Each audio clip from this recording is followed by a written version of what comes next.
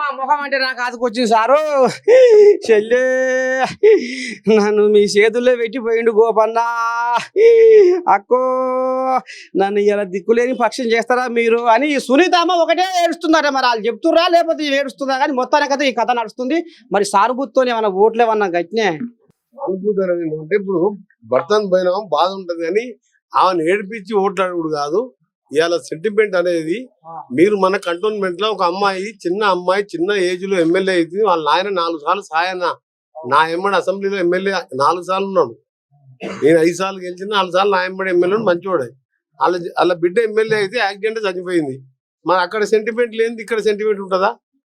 ప్రజలకు కావాల్సింది పేదోళ్ళకి కావాలి, 2 పూటల అన్నం కావాలి, ఇల్లు కావాలి, మంచి నీళ్లు రోజు నీళ్లు రావాలి, నల్ల రావాలి. ఇది అందుకనే సెంటిమెంట్ పెట్టి ఆమెను ముందు పెట్టి ఆ ఓట్లున్నాడు. గతంలో పీజేఆర్ తెలుసు ఎంత మంచి నాయకుడు. ఈ అందరికి పట్టాలు ఇప్పించింది ఆయన హైదరాబాద్ లో. ఆంధ్రప్రదేశ్ తెలంగాణ మొత్తం 26 మంది ఎమ్మెల్యేలతో అసెంబ్లీలో చంద్రబాబు నాయుడు గడగడలాడించాడు.